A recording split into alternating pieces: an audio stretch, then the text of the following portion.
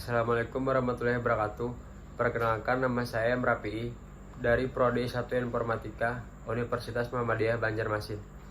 Saya di sini akan mempresentasikan hasil tugas OTS saya, mata kuliah Jaringan Nirkabel. Bab 1, pendahuluan. 1.1. Latar belakang. Kita sekarang hidup di masa perubahan berbagai perkembangan teknologi informasi dan komunikasi. Menjamur munculnya komputasi dalam bentuk mesin cerdas dan interaktif, mainframe, mini komputer, dan komputer pribadi, diikuti oleh komponen canggih untuk aplikasi multimedia atau animasi, portal web atau Word atau publishing web, grafik, basis data, dan aplikasi industri, IRP atau MRP, teknik desain berbagai sistem operasi, dan lain-lain. Selain itu, jaringan peer-to-peer dan lainnya telah meninggalkan banyak efek positif pada dunia ICT melalui teknologi jaringan LAN, wireless, ARPANET, internet, dan internet.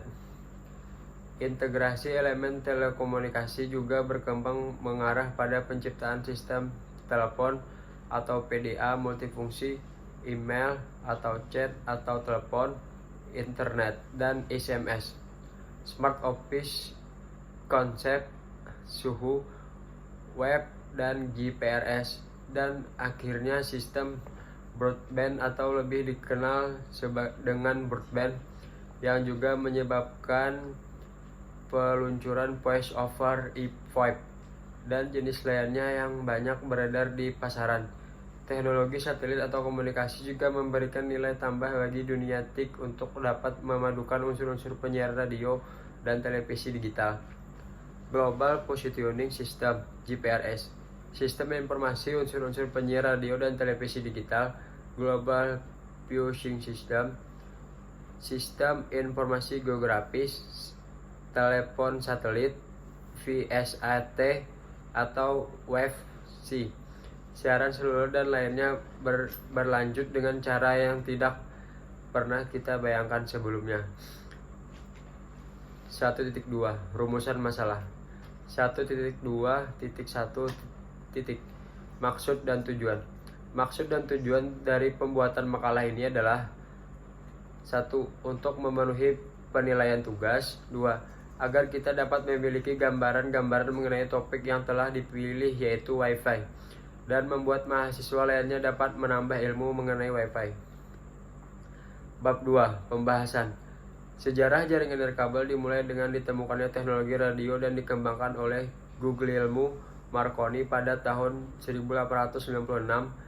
Dia adalah orang Italia yang berkunjung ke Eropa untuk mengembangkan penemuan dan memperoleh hak paten, yaitu telegraf. Teknologi ini kemudian diadopsi oleh salah satu perusahaan telekomunikasi terbesar di Eropa, Telegraph for Inggris.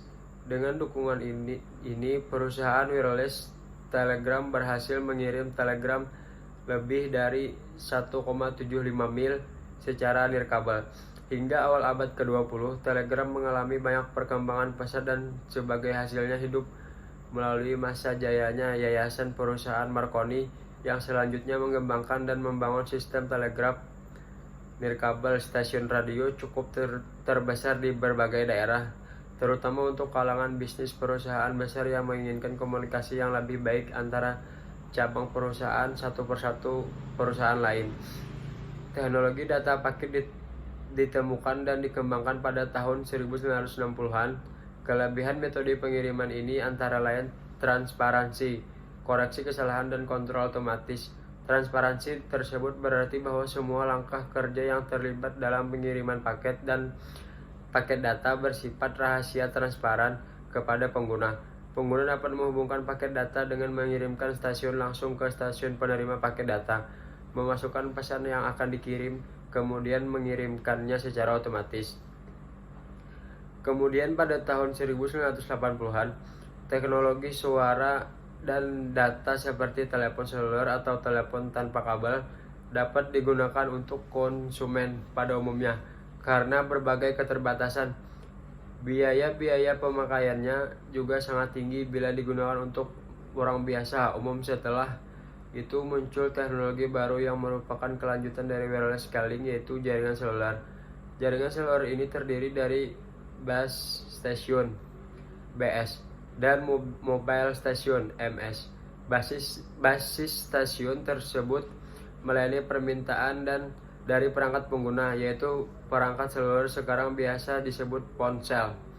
Ada dua transmisi data di antara dua stasiun, yaitu uplink dan downlink.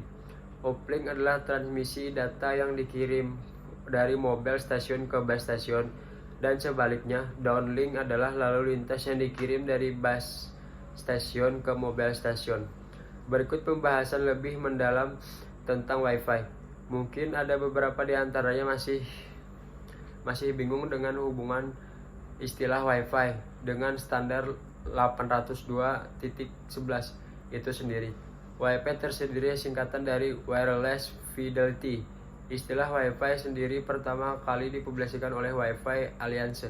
Wi-Fi Alliance adalah organisasi yang secara khusus mengeluarkan sertifikat untuk suatu produk dari berbagai produsen mengikuti standar IEEE 802.11, aliansi Wi-Fi nirkabel dan internasional.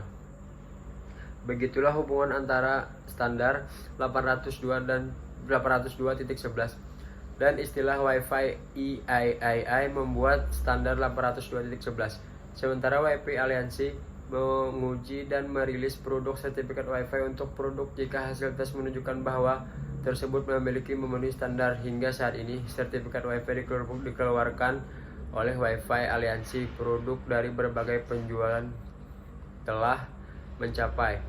Produk yang layak sertifikat Wi-Fi diberi tanda atau logo Wi-Fi Certified yang dikeluarkan oleh Wi-Fi. Standar 802.11 terbagi menjadi 4 rangkaian lagi, yaitu 1. 802.11b standar transmisi 11 Mbps. 2. 802.11a standar transmisi 54 Mbps. 3. 802.11g standar transmisi 54 Mbps. 4. 802.11n standar transmisi 600 Mbps. Pertama kali IEEE menetapkan grup untuk meneliti standar 802.11 adalah pada tahun 1990. Kemudian pada tahun 1997 baru diterapkan atau disahkan secara resmi standar 802.11. Pada saat pertama kali ditetapkan kapasitas transmisi atau data rate-nya hanya berkisar dari 1 sampai 2 Mbps. Kemudian pihak IEEE memodifikasi standar ini pada tahun 1999. Standar yang baru keluar setelah memodifikasi dan diperkenalkan adalah 802.11b. Standar 802.11b ini mempunyai kapasitas transmisi sampai 11 Mbps. Standar 802.11b ini menggunakan teknik modulasi yang disebut Complementary Coding Keying atau CCK dan mendukung Direct Sequence Speed Spectrum atau DSSS. Setelah itu IEEE memperkenalkan standar 802.11a. Jarak waktu antara publikasi 802.11b dengan 802.11a tidak terlalu jauh berbeda. Standar 802.11a ini menggunakan metode transmisi yang lebih efektif apabila dibandingkan dengan standar 802.11b. Metode tersebut sering disebut dengan orthogonal frequency definition multiplexing atau disebut OFDM. OFDM ini yang memungkinkan kapasitas transmisi standar 802.11a dapat mencapai 54 Mbps. Walaupun kapasitas transmisi standar 802.11a ini sudah tinggi, namun masih kurang maksimal penggunaannya. Hal ini dikarenakan frekuensi radio yang berada di 5 GHz yang dinilai kurang cocok untuk incompatible. Sesuai dengan perkembangan zaman yang serba pesat dan canggih, banyak hardware yang mendukung standar 802.11g.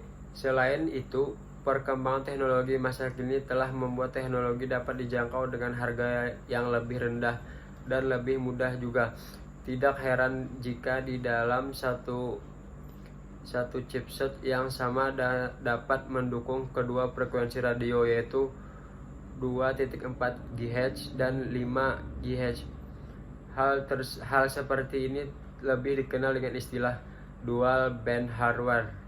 Sehingga dengan ini tidak heran pula apabila dalam satu alat WiFi hotspot atau WiFi client yang sama dapat mendukung ketiga standar 802.11 yaitu A, B, dan G. Seperti ingin mengikuti kesuksesan dari standar 802.11g, IEEE kini akan menghadirkan standar baru lagi, yaitu standar 802.11n. Standar ini baru saja secara resmi dipublikasikan dan semua orang, khususnya penggunaannya, menantikan dengan rasa antusias. Mungkin ada yang mempertanyakan apa sebenarnya kelebihan standar 802.11n. Adalah menyediakan lebih banyak pilihan metode modulasi dan konfigurasi yang menyebabkan kapasitas transmisi data maksimum yang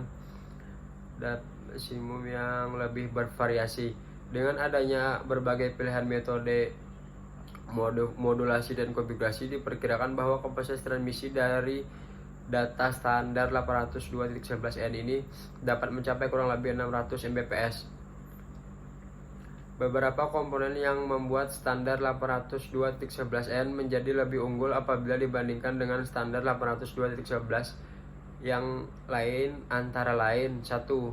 OFDM yang lebih baik, membuat bandwidth yang lebih besar dan meningkatkan kapasitas transmisi data hingga 65 Mbps. Space Diffusion Multiplexing mengubah data yang akan ditransmisi menjadi beberapa stream yang berurutan dan mentransmisinya melalui beberapa jalur antena yang berbeda. Tentu saja antena di sini bukan antena yang panjang dan berukuran besar untuk radio atau televisi. 3. Diferensi meningkatkan jangkauan dengan memanfaatkan jumlah antena yang banyak. Jumlah antena biasanya berubah sesuai dengan jumlah antara pihak penerima data atau stream. Sebagai contoh, seseorang menggunakan notebook untuk melakukan komunikasi wireless.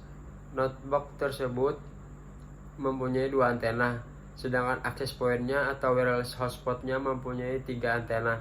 Dalam hal ini, terpakai untuk jalur komunikasi data pengirim hanya 2 antena saja, walaupun access point mampu lebih dari 2 antena. Biasanya spesifikasinya standar 802.11n ini mendukung sampai dengan 4 antena. 4. MIMO power save meminimalisasi konsumsi power tenaga listrik dengan hanya menggunakan antena apabila dibutuhkan. 5. 40 MHz channel efektif meningkat kapasitas transmisi data hingga 2 kali, dengan meningkatkan kapasitas channel hingga 2 kali juga, yaitu dari 20 MHz menjadi 40 MHz. Agregasi meningkatkan efektivitas transmisi data dengan mengirimkan beberapa paket data secara kebersamaan daripada mengirimkan satu persatu. Dengan kata lain, agregasi ini meningkatkan efektivitas dengan mengurangi persentase waktu pengirim. Setelah membandingkan masing-masing fitur dari masing-masing standar 802.11 yang ada, sekarang penulis akan mencoba memahami pro dan kontra dari pihak user sendiri mengenai masing-masing standar. Pro dan kontra ini muncul karena kelebihan dari kekurangan masing-masing standar itu sendiri. Berikut ini adalah pembahasan standar 802.11b. Seperti yang sudah dijelaskan sebelumnya, merupakan standar 802.11b yang pertama kali muncul dibandingkan dengan lainnya. Kelebihan dari standar 802.11b ini adalah biaya yang relatif rendah serta jangkauannya sinyal yang baik dan tidak mudah terganggu. Sedangkan kekurangannya adalah kecepatan transmisi yang kurang cepat dari peralatan rumah tangga seperti microwave atau alat lainnya. Gangguan ini disebabkan oleh frekuensi yang tidak diatur. Berikut adalah standar 802.11a. Kelebihan dari 802.11a ini jika dibandingkan dengan lainnya adalah kecepatan transmisi yang lebih cepat dan kekebalan frekuensi terhadap gangguan gelombang radio dan alat lainnya sudah kuat. Hal ini disebabkan oleh frekuensi yang sudah diatur.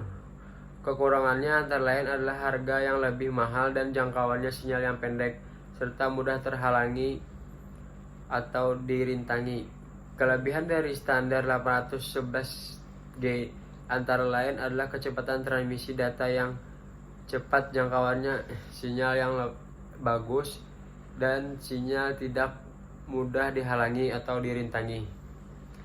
Sedangkan kekurangannya adalah harganya jauh lebih mahal bila dibandingkan dengan 802.11b dan alat-alat luar yang menghasilkan gelombang radio dapat mengganggu frekuensi 802.11.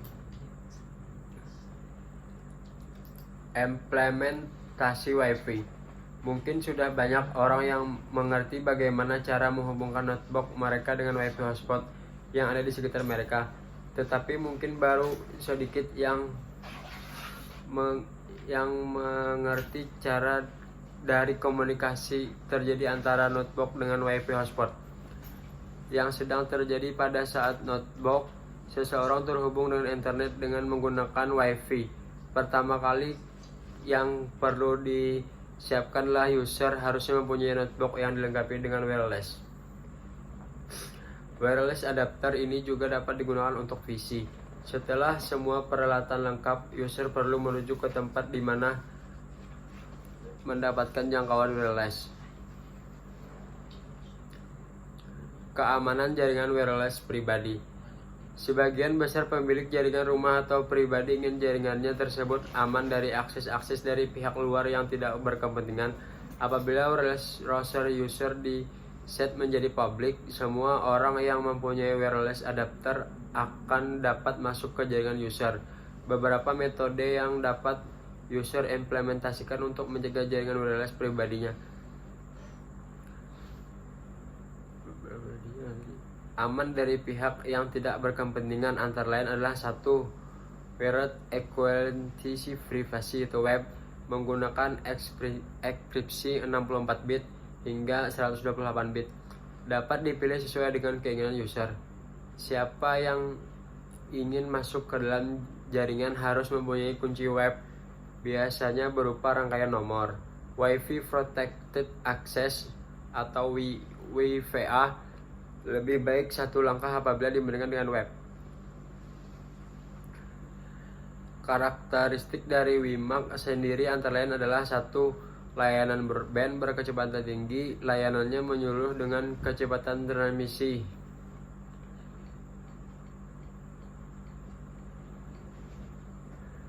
Bab 3. Penutup. Kesimpulan. Teknologi untuk dapat berkomunikasi tanpa kabel telah mengalami perkembangan yang cukup pesat, mulai dari metode komunikasi telegram tanpa kabel, telepon tanpa kabel, hingga kini transfer data melalui perangkat elektronik tanpa kabel. Teknologi ini biasanya dikenal dengan teknologi wireless dan menggunakan frekuensi radio sebagai media pengganti kabel. Demikian hasil presentasi saya. Assalamualaikum warahmatullahi wabarakatuh.